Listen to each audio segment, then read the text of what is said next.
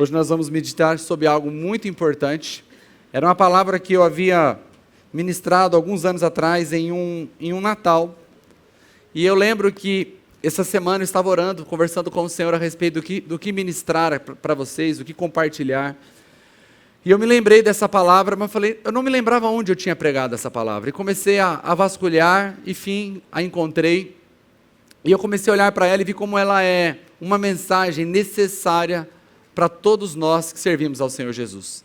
Quando Jesus veio ao mundo, ele foi motivo de celebração dos anjos, ele foi motivo de celebração dos pastores, ele foi motivo de celebração da família, mas ele se deparou com muitas expectativas.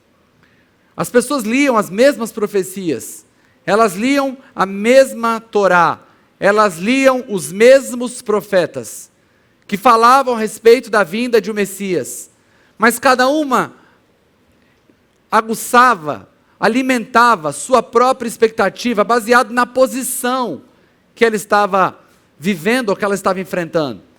Algumas pessoas olhavam para Jesus, esperando que Jesus viesse para resolver os problemas políticos, pessoas esperando que Jesus viesse para devolver a eles a soberania sobre o seu território.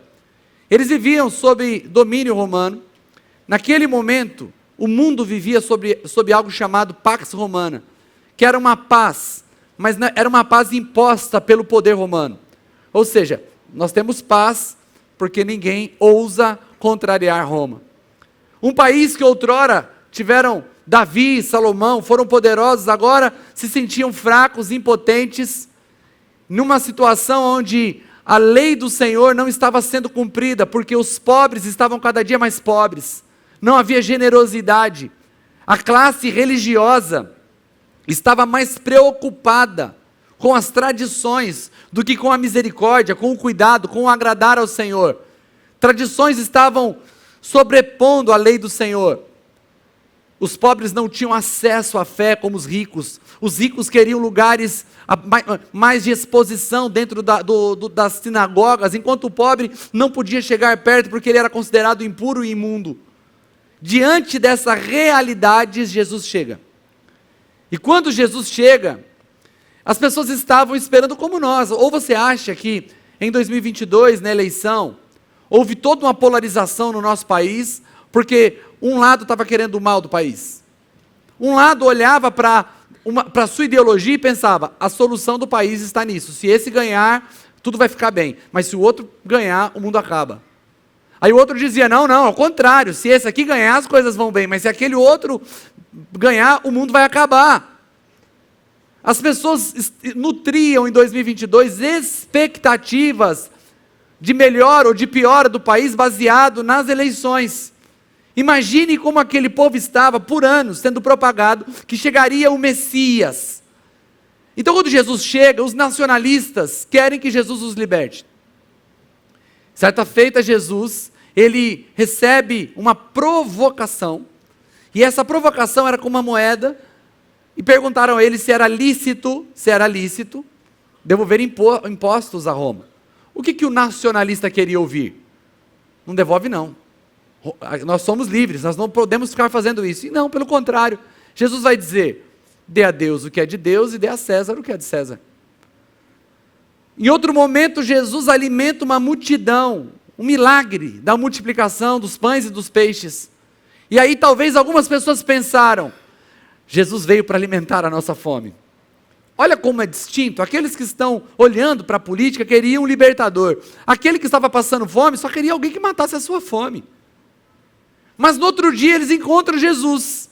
E quando eles encontram Jesus, aquele que matou a fome, Jesus olha para eles e diz, vocês vêm a mim, não vêm a mim por conta das minhas palavras, mas pelo pão que eu multipliquei no deserto. E aí Jesus diz, vocês querem comida? A minha carne é a sua comida. Vocês querem bebida? Meu sangue é a tua bebida. Diante disso, as pessoas começaram a ir embora. É nesse contexto que os discípulos pedem para que Jesus manere no discurso, e Jesus vai convidá-los a ir embora também. É nesse contexto que Pedro se levanta e diz, para onde iremos? Tu tens as palavras de vida eterna. Era um conflito de expectativas. E Jesus frustrou quase todas. Porque a frustração, ele é um elemento muito importante para o alinhamento. Quando estamos frustrados com alguma coisa, provavelmente alimentamos expectativas falsas, que precisam ser realinhadas. Agora, Jesus, conhecer sobre Ele, saber sobre Ele, não é a solução para as nossas vidas.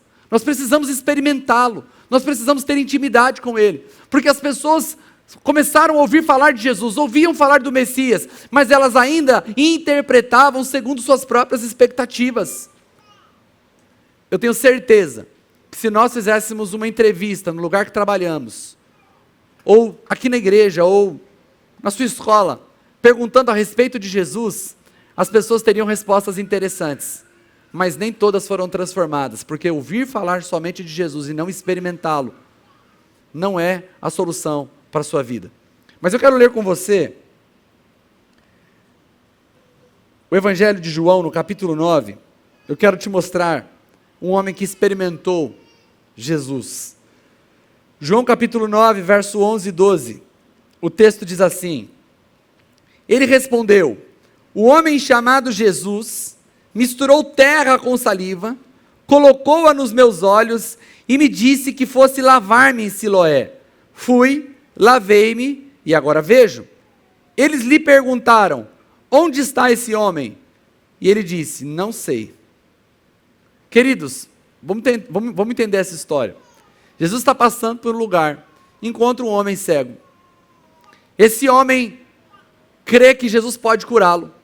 Jesus faz algo que não tem explicação. Ele pega saliva, mistura com terra, passa nos olhos desse homem e pede para que ele se lave num tanque chamado Siloé. Esse homem é curado. A cura dele é algo espetacular porque era uma cegueira de nascença. Esse homem nunca tinha visto nada na sua vida. De repente esse homem vê pela primeira vez o rosto do seu pai, o rosto de sua mãe. Pela primeira vez na vida esse homem consegue ver cores. Na primeira vez na vida ele vê a luz do sol. Ele se alegra. Mas diante dessa alegria tão grande, ele não tem tempo de celebrar. Ele é levado para um interrogatório com os religiosos da época. O problema? Ele foi curado no sábado. Eles acharam um absurdo ele ter sido curado no sábado. Era como se eles estivessem dizendo àquele homem: não tem problema ele ter te curado, esperasse para amanhã. O rapaz querendo celebrar, querendo se alegrar, mas ele já está diante de uma polêmica. Eles estão perguntando: quem é esse homem? E ele responde: um homem chamado Jesus. Eu não sei onde ele está, eu sei o nome dele. Mas o interrogatório continua. No verso 17, o texto diz: tornaram, pois, a perguntar ao cego: o que diz você a respeito dele? Foram os seus olhos que ele abriu. O homem respondeu: ele é um profeta. Aí ficou pior para o rapaz, quase que tiram os olhos dele de novo. Você está dizendo que ele é um profeta? Se ele fosse profeta, ele não tinha te curado no sábado. Olha a cabeça. Como a religião sem Jesus, ela cega.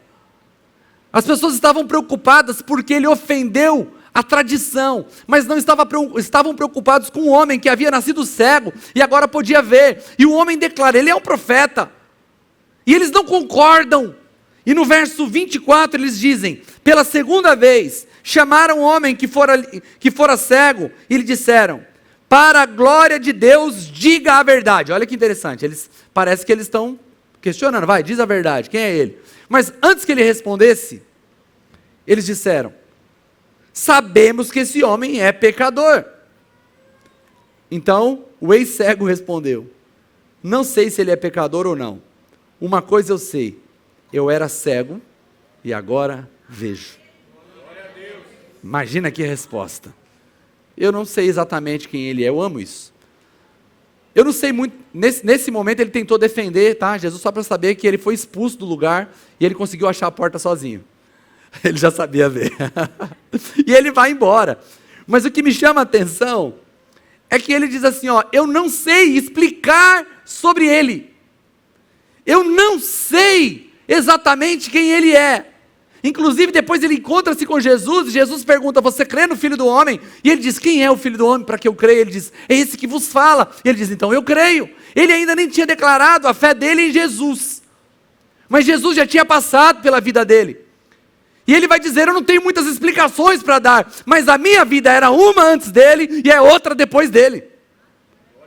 Ele não passou pela minha vida sem marcá-la. Ele não passou sobre a minha vida sem deixar uma marca profunda no meu ser. E o que eu quero conversar com vocês de forma bem rápida é o porquê muitos de nós conhecem Jesus, mas nós ainda não experimentamos essa transformação profunda no nosso ser. Em João, capítulo 4,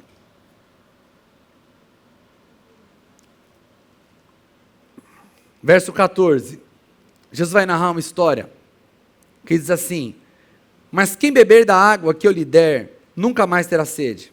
Pelo contrário, a água que eu lhe der se tornará nele uma fonte de água a jorrar para a vida eterna. Segundo, nós vamos explicar esse texto, dentro da ideia de conhecer Jesus e experimentá-lo.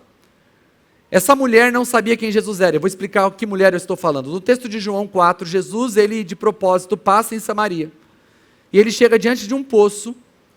E quando ele chega lá, tem uma mulher. Ele pede que os discípulos prossigam para comprar alimento na cidade. E Jesus fica a sós naquele poço com aquela mulher samaritana.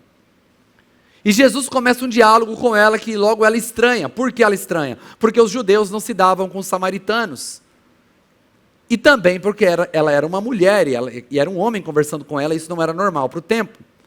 Então Jesus começa a conversar com ela, pede água para ela questiona como ele sendo homem judeu pode pedir água para ela, e Jesus então disse, se você soubesse quem eu sou, você me pediria água, e eu lhe daria água, e a água que eu dou seria para você, saciaria a sua sede eternamente, e além de tudo, transformaria-se em você uma fonte a jorrar para a vida eterna. Ela vai continuar questionando, Jesus vai se revelando progressivamente a ela, mas Jesus está apresentando um conceito de uma água que ele pode dar, que pode torná-la totalmente satisfeita, e não só isso, transformá-la em uma fonte a jorrar para a vida eterna. Para aquela mulher, todo esse conceito era muito novo. Para essa mulher, todo esse conceito ainda, ela precisaria de tempo para assimilar, porque Jesus se apresenta a ela como Messias, mas ela ainda não compreendia, porque Jesus estava falando de uma realidade que já tinha sido apresentada no Antigo Testamento. Em Ezequiel capítulo 47, o profeta tem uma visão. Que visão é essa? O Senhor o leva em espírito até o templo. E ele começa a observar o templo. E ele percebe que debaixo das portas do templo começam a sair água. E essa água começa a crescer e se torna um rio. E o Senhor continua conduzindo Ezequiel por essa visão. E esse rio que sai do templo, ele tem esse poder de trazer vida. Por onde ele passa, ele começa a trazer vegetação para as margens. Por onde ele passa, ele começa a transformar os charcos. Por onde ele passa, ele começa a trazer vida até ele desembocar no Mar Morto. O Mar Morto é a água com o maior nível de sal do mundo. Nenhuma vida pode subsistir no Mar Morto, mas quando Ezequiel está olhando do rio que sai debaixo da porta do templo, essa água traz vida ao Mar Morto.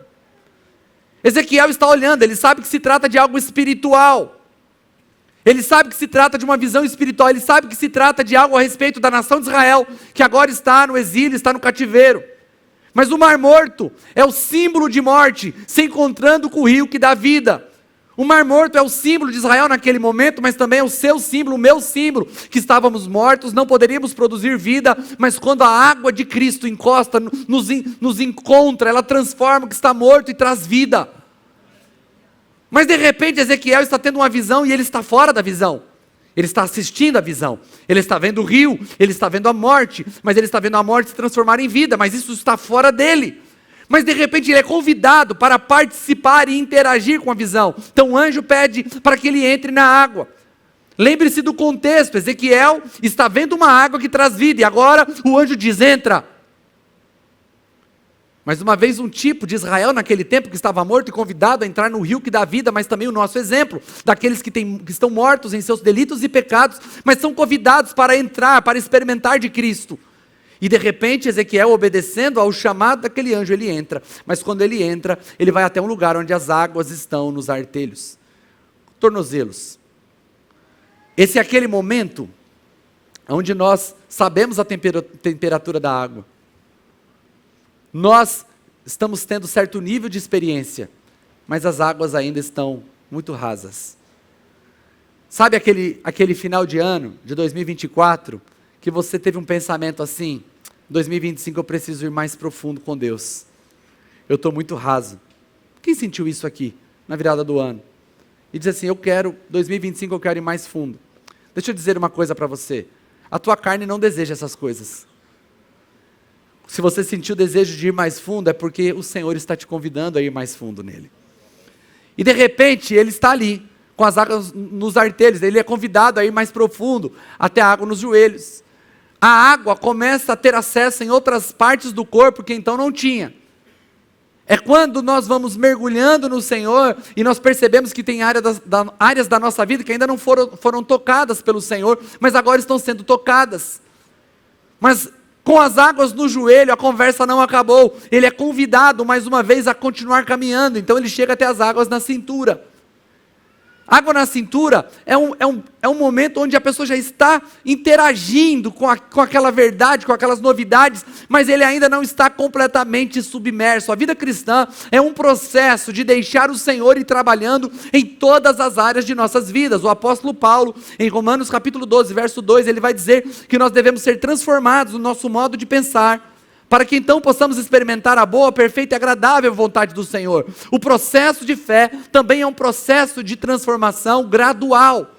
Salomão vai dizer que a luz do justo é como a luz da aurora, ela vai brilhando, brilhando, até se tornar dia perfeito. Eu sei que todos nós em algum momento estivemos com as nossas águas nos artelhos, mas nós somos convidados a ir mais fundo, e quando nós vamos mais fundo, mais áreas de nossas vidas vão sendo afetadas pela presença do Senhor.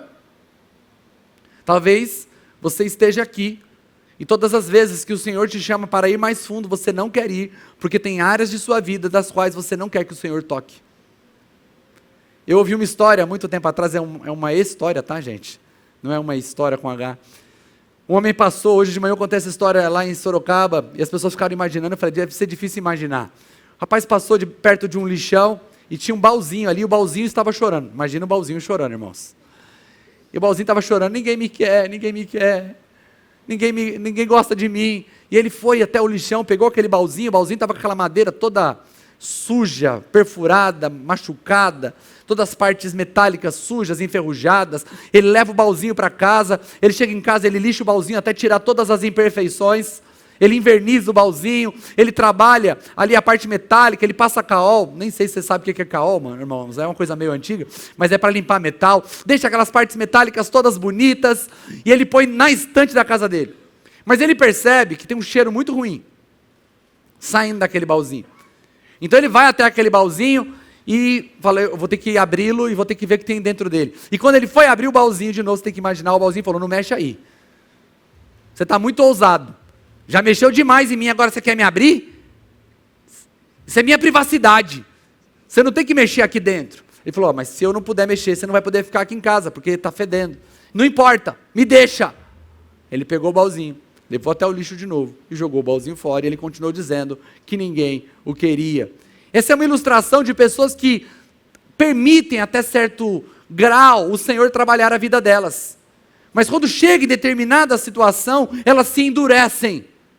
Elas travam seus corações e não querem que o Senhor toque profundamente em todas as áreas de suas vidas. Mas agora voltamos para o profeta, ele está com as águas na cintura. E agora ele é convidado a andar um pouco mais até que as águas cheguem nos ombros. Você concorda comigo que alguém que está com as águas nos ombros, ela está totalmente submersa? Está profundo, não é verdade?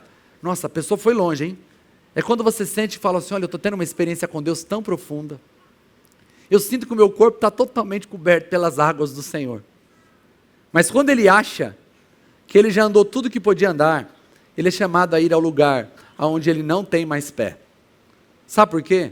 Porque mesmo que as águas estejam nos ombros, ainda será um problema se você estiver tocando o solo com seus próprios pés.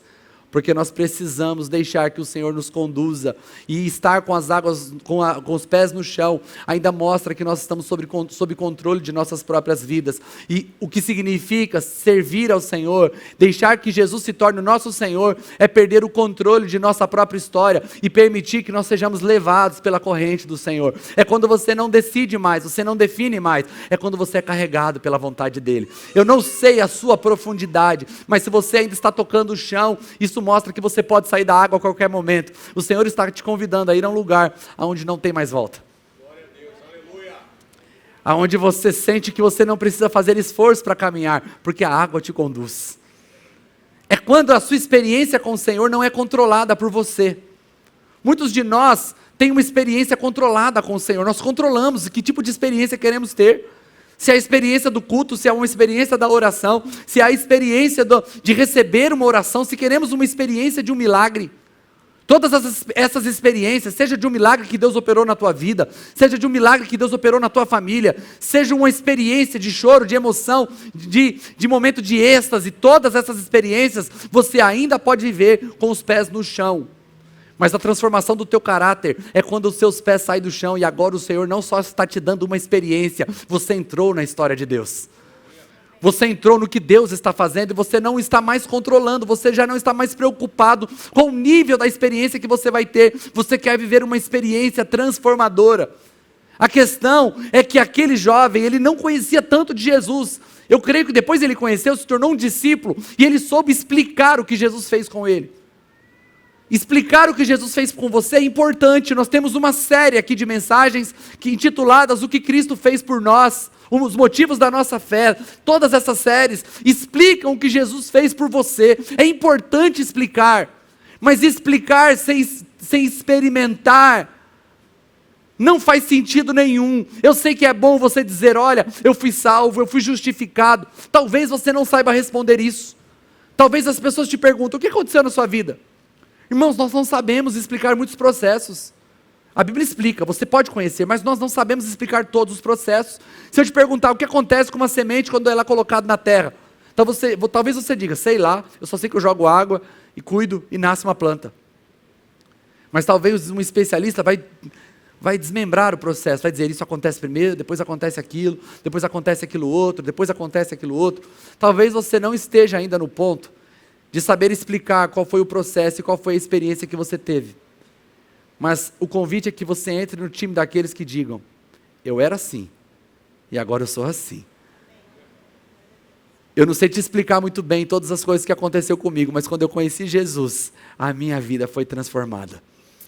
Ele mudou o meu ser, Ele mudou o meu interior. Amados, é a terceira vez que eu estou pregando essa mensagem hoje, as 3 vezes eu me emociono porque eu consigo lembrar quem eu era.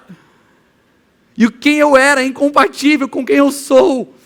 São 2 pessoas diferentes. Jesus mudou o meu ser, Ele mudou o meu coração, Ele mudou os meus desejos, Ele mudou as minhas vontades, Ele mudou os meus anseios. Porque quando nós nos encontramos com Jesus, essa experiência tem que marcar as nossas vidas. Talvez você nunca tenha parado para pensar, porque a mudança foi tão devagar, que você não percebeu. As pessoas quando ficam 5 anos longe da gente, e aí vem os nossos filhos que são pequenos, eles falam assim, como cresceu? Normalmente a gente não percebe nossos filhos crescendo. Por que a gente não percebe? A gente só percebe nas fotos, né? Quando a gente vê a foto de um ano para o outro. Mas no dia a dia a gente não percebe. Porque a gente está familiarizado com o processo de crescimento, a gente está olhando todo dia. Talvez você não perceba, não tenha percebido como a sua vida mudou. Porque foi sendo devagarzinho, porque é assim em muitas vidas. O convite hoje é para que você consiga lembrar da sua vida antes de Jesus. E mesmo que você não entenda o processo, você consiga lembrar e glorificar o Senhor. E dizer como esse homem, eu não sei explicar todas as coisas, mas eu era assim. E quando eu me encontrei com Ele, a minha vida se tornou assim. E se sua vida não mudou, hoje é o convite para que você se entregue a Jesus, para que a sua vida mude. Porque talvez você diga, não pastor, eu não tenho antes e depois não, só tenho antes e antes. Eu sou o mesmo de sempre. Com os mesmos desejos de sempre. Com as mesmas inclinações de sempre. E então Jesus te convida a ir a um outro lugar, do qual você não tem controle, para que a sua vida seja completamente transformada. Queria te convidar a ficar em pé.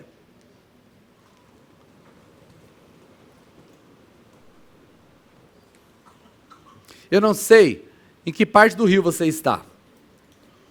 Eu não sei aonde as águas estão batendo no teu corpo. Talvez as águas estejam batendo ainda nos seus pés. Só molhou o dedinho assim, mas eu não gosto de água fria. Então quando eu vou em lugares com água fria, eu coloco o pé, já volto para a areia, ficar sentadinho de boa. Dá para saber a temperatura só de pôr o dedinho na água. Talvez você já sentiu um pouquinho da glória que é servir a Jesus porque você pôs o dedinho na água.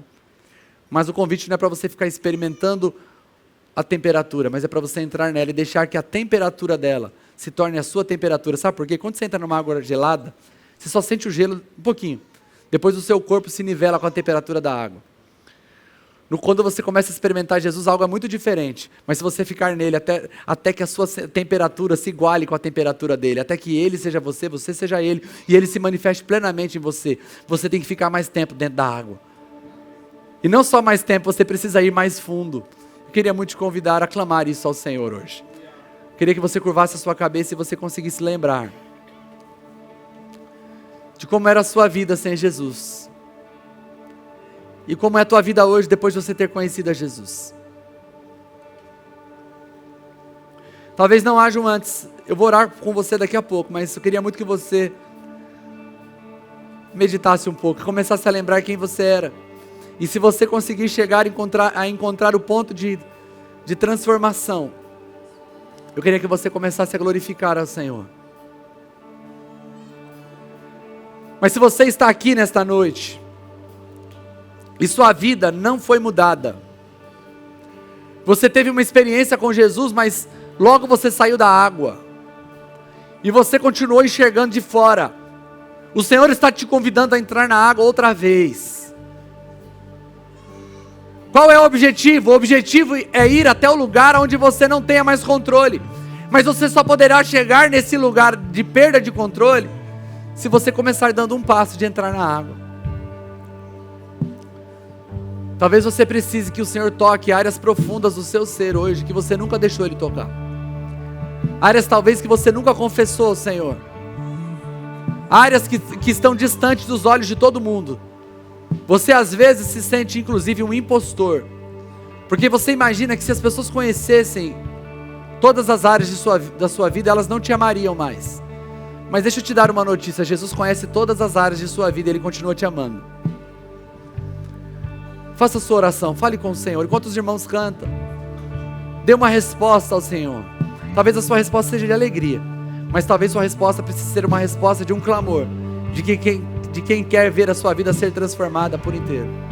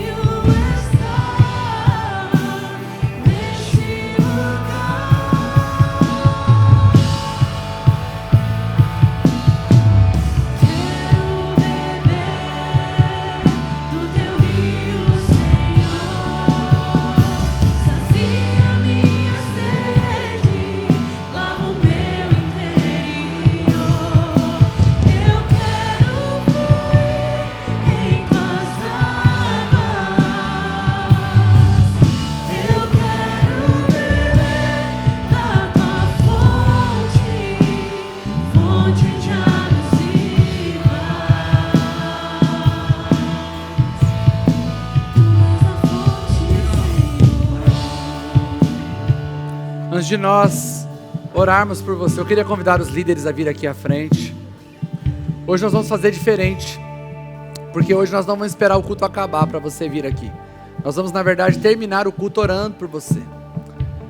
Talvez você veio aqui nesta noite e você nunca entregou a sua vida ao Senhor Jesus, nunca. Você nunca fez essa oração dizendo assim: Jesus seja o meu dono, eu te reconheço como meu Senhor. A Bíblia diz que aquele que confessa Jesus com a boca e reconhece com o coração que Ele morreu e ressuscitou dentre os mortos, esse será salvo. Talvez você precise nessa noite entregar a sua vida ao Senhor Jesus. Ou talvez você já entregou em algum momento a sua vida, mas você foi embora, pois você foi seguir o teu próprio caminho. Ou até mesmo você é um cristão, nunca se afastou do Senhor, mas você sabe que você precisa ir mais fundo, que você ainda decide muitas coisas em sua vida. Você sabe que precisa ir ao lugar aonde você se rende à vontade do Senhor. Eu queria te convidar a vir aqui, nós queremos orar por você. Pastor, mas eu estou com vergonha, irmãos.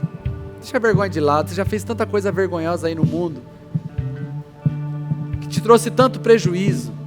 Quanto mais pedir ajuda, e dizer, eu preciso de ajuda, eu quero ir mais fundo. Talvez, eu não sei qual é o seu caso, talvez seu caso seja esse, você precisa ir mais fundo, talvez você precise voltar para os caminhos do Senhor.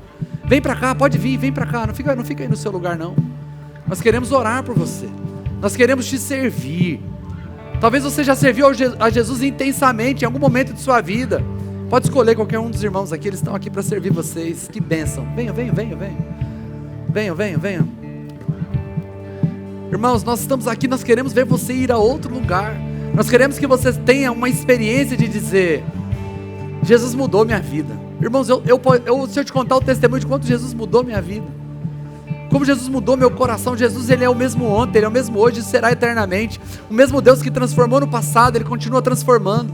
O mesmo Deus que pegou Saulo de Tarso, assassino de cristãos, e transformou ele em um maior apóstolo, Ele está aqui nesta noite, Ele está presente aqui nesta noite. E você pode chegar perto dEle e dizer: Senhor, eu não quero mais ser o mesmo. Eu não quero mais ser o mesmo. Se existe um rio do qual eu posso entrar, eu me recuso a ficar fora dele. Senhor, eu quero orar com os meus irmãos. Eu quero orar, Senhor, eles estão vindo à frente, mas eu quero orar por eles. Não só por aqueles que estão vindo, Senhor, que entenderam que precisam tomar uma decisão, mas também por aqueles, Senhor, que estão nos seus lugares e foram afetados por Tua palavra. Cristãos profundos, mas que ainda insistem em ficar com os pés no chão. Cristãos maduros, profundos, que tem água até o pescoço, já experimentou de tudo, todas as áreas da vida dele já foram afetadas, mas que eles insistem ainda em ter o controle. Eu oro, Senhor, para que chegue esse momento onde o controle seja perdido, aonde haja rendição completa, aonde nós possamos dizer: eu não vivo mais, mas Cristo vive em mim.